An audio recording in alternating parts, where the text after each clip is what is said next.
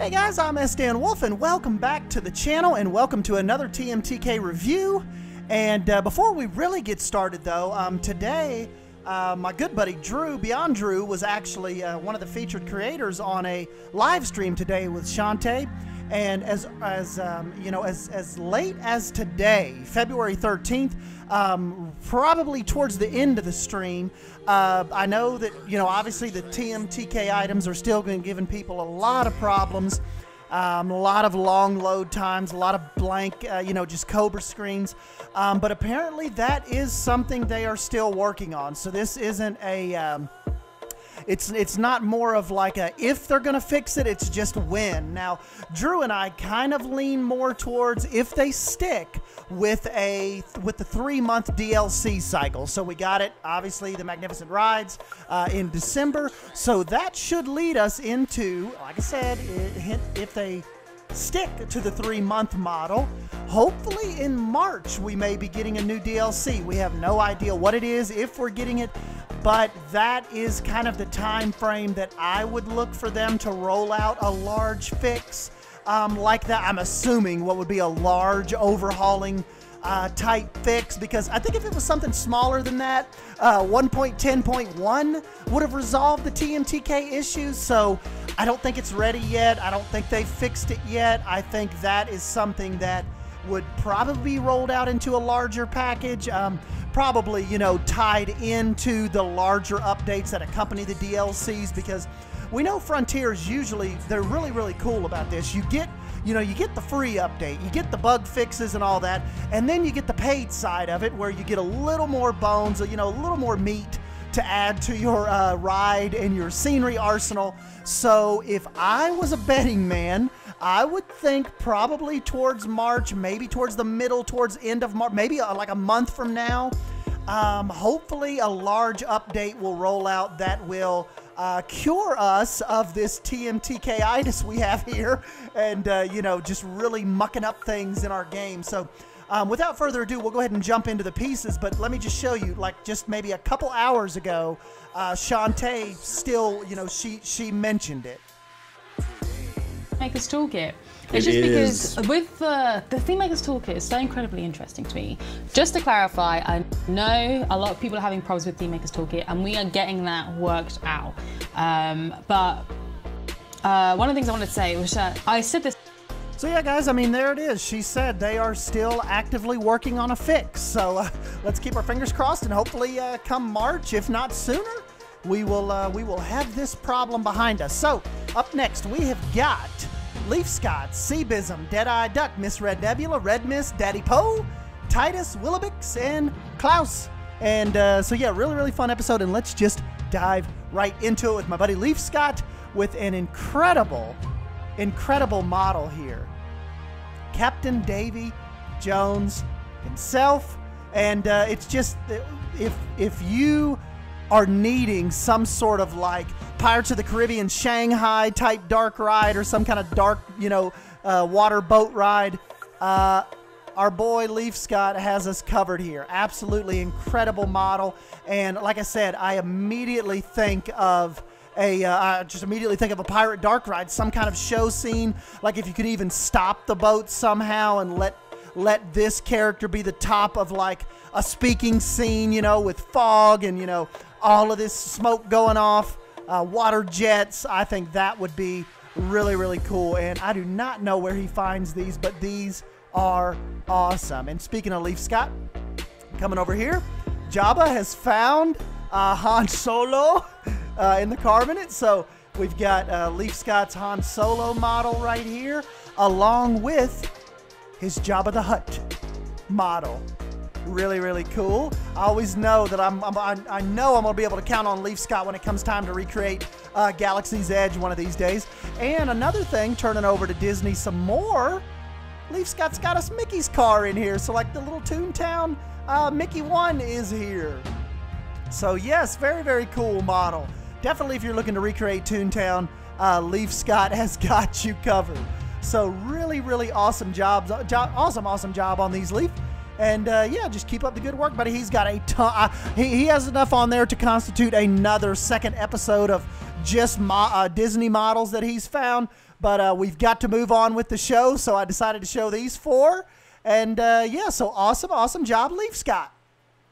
All right, guys, next up, one of my very, very favorite realistic, real need type of modeler is Cebism, and he has got us this 8 little meter boom barrier here. This is a backstage godsend. As far as letting charter buses into the backstage, doing like VIP drop-offs or delivery trucks, security gates, anything like that. This is the best gate model that I have seen come from the Toolmaker kit so far, and Cebism's quality on this backstage just lighting type stuff is unparalleled. And look, really with a really like a pixelated smooth animation. Do you see like even the second little bounce that it has when the gate drops? Really awesome job, Cebism, and keep up the great work. Your backstage stuff is definitely not being overlooked. People love it. Thank you, buddy. All right, I know you guys know I have to mention Deadeye Duck in one of my TMTK videos because him and Miss Red Nebula are absolutely keeping the Safari Park dreams alive, and he's added quite a few animals since the last time we did a TMTK review, I think a couple weeks ago. So remember I was showing you the little teaser of the lion. Well, he actually has that in game now, and he's working on a couple other iterations, like of course the female lions, the cubs, lions laying down. You know, got a bunch of different poses working on with the lions as well as the tigers. Right now he's got the main tiger on. It's live on the workshop. He's got the you know, the paws stretching out motion. Also working on laying down models, you know, static models. New that just came in today. He's got his first chimpanzee on there. He said he's working with all kinds of different, you know, sit down models. You know, bouncing up and down models. There's a whole different range of motions and stuff he's working on with the chimpanzees. One of my personal favorites is the cheetah. He has really brought in the extra fur on this cheetah. I've already got a cheetah exhibit started in the safari park. Really awesome job on that animation and really awesome job on that texture. Little flick of the tail back there. Then of course the big guy right here, the rhinoceros. We've got that going on. Really cool. Really light newspaper gray texture on that. Really believable. He said he's working on some little baby rhinoceros, baby ones for that. So yes, Deadeye is, like I said, it is he is absolutely responsible for you know, for the whole safari craze right now. Him and Miss Red Nebula, and yeah, it is just absolutely insane. As a matter of fact, I haven't even downloaded it yet, but he actually has. You probably saw it in episode 4 of Uzuri Gardens with Mast and Jonty, a stingray pit. They have built a stingray swimming pool. You know, like one of those little petting pools where the stingrays kind of glide by and you can stick your hand in and pet them. Deadeye, responsible for those stingrays that actually he's animated like an 8 little meter swimming motion on those. So yes, that is our animal king right now. And then, like I said, Miss Red Nebula following up with the zebras, and she has been sharing some screenshots of some incredible hooved animals that'll be coming. She showed a picture of, she's working on a horse right now. Really believable horse. You guys are not going to believe this when she gets ready to pop that on the workshop. I'm not showing that as far as her feature this time because she popped back over to do some signs as well. Matter of fact, we'll show hers next. But yeah, big shout out to Deadeye Duck for continuing to push these awesome, you know, getting these awesome animal models brought over into the game. So yeah, big shout out to Deadeye. All right, guys, up next in true Miss Red Nebula fashion, she has brought in, like I've always said, I know you guys probably get tired of hearing this, but true frontier art style, true frontier realism. And we have got a waving Tiki chicken. We've got the cartoon clock face. Absolutely incredibly cute.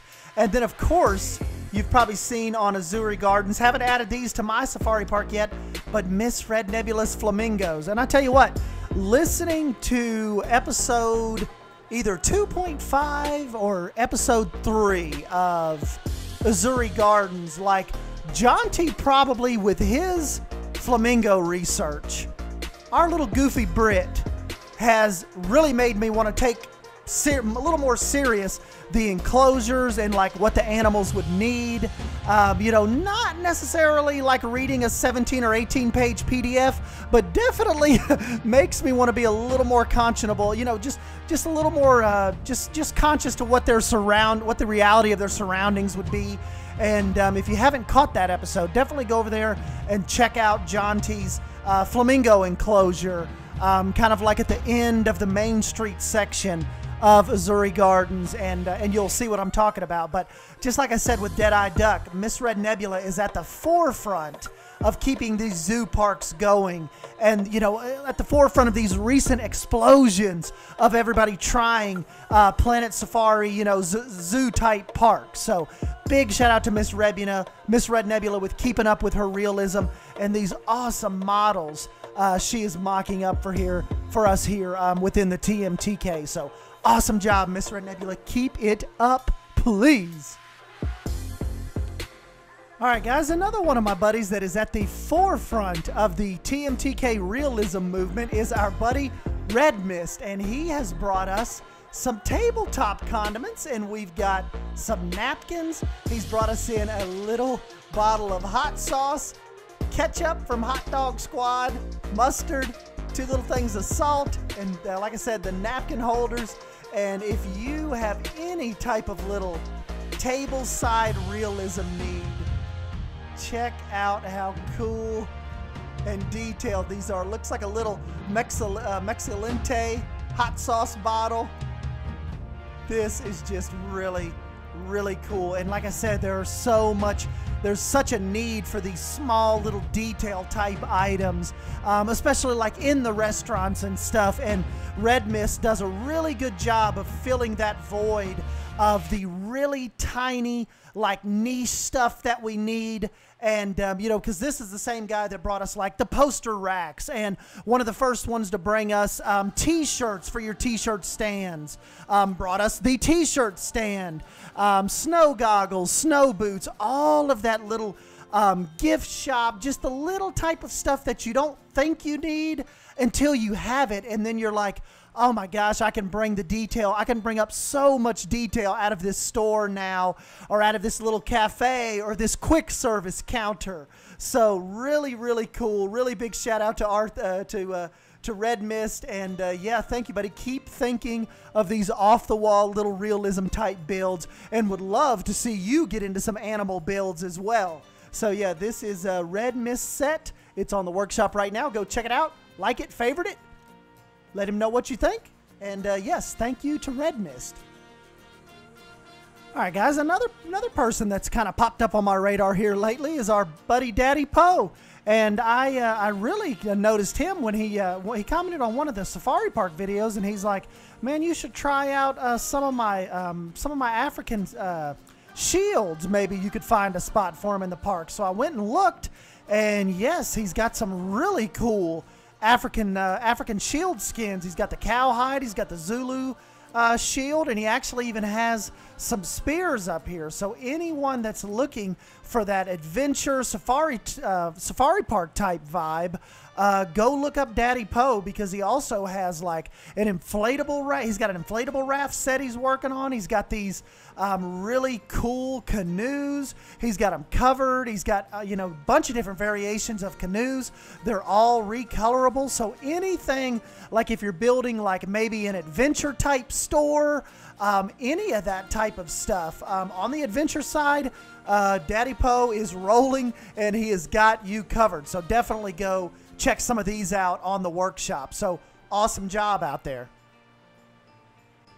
All right, guys, another creator I wanted to hit on is our buddy Titus. Now, that starts with a Z. But I just wanted to jump in here and show you guys the newest Titus parking sign. Absolutely another one of the just the forefront leaders in the realism department, and I tell you, you will exactly know who he is if you look on Reddit and you get fooled by thinking Planet Coaster has actually put out a real asset pack, like a parking pack or a backstage pack. More times than not, it's probably Titus. He does that good of a job with these designs, and he does not let us down once again with this awesome Planet Coaster parking sign. This is recolorable, but yes, just wanted to hit on one of his designs again with this really cool parking spot, parking sign. So definitely don't forget to go and check out that entire workshop. You will be blown away with that, like with that frontier realism type quality. So awesome job on this, buddy. All right, guys, another creator I get to hit up on very often because of the incredible design is Willabiks, and this one is absolutely no exception. This is automatically, as soon as I saw these, I knew they had to go in the safari park. So this is Wilibix's stained glass windows, and I just kind of mocked this up right here with the piece of Morocco build. But if I take this away, this is the piece that Wilibix has brought us. An absolutely incredible design here with the stained glass. And see how you can faintly see through it back there to the car. Really cool design on that. And like I said, if you look at this piece right here, look how that can probably help. I could probably put that right now in the jungle market section. I mean, there's so many things that I'm going to be able to do with this to spruce up some of those market street areas. And it just oozes charm and, you know, just a really cool vibe on this Willabiks. Keep up the awesome work, and we definitely appreciate you. And yeah, awesome job on your stained glass, your first iteration of the of this style of stained glass window. Next one up is our big green friend from our buddy Klaus, and I remember Klaus has talked about, you know, for a while wanting to do a little bit of modeling and trying to import one, but like he said, the learning curve is very intricate for this modeling stuff. It is not something you can just, you know, decide to do one day and sit down and all of a sudden you've got like grand models popping up in the game. There's definitely a bit of a learning curve, just, you know, as far as talking to some of these modelers and just some of like the conversations like on Bro Nation, and like I see DeadEyeDuck and Misread Nebula having, just the complications and the solutions that they come up with this, and some of it is like absolutely just like space talk of, I'm like, what in the world are these guys talking about? What is happening with this, and what are they trying to explain with this? But nonetheless, Klaus has brought us in the big green guy, Shrek. So really awesome job on this, Klaus, especially for your first model, and just not being afraid to jump in there and giving it a try. And if anybody has any kind of Universal Studios Shrek build, or you know, just even some kind of little character meet and greet, now Klaus has got you covered, and we will not have to totally fall back on art shape Shreks anymore. So yes, big shout out to Klaus on his Shrek build. All right, guys, last time I totally forgot about this last time, but my good my good buddy Kasukana 3000 a while back has actually built us the one ring to rule them all. Precious.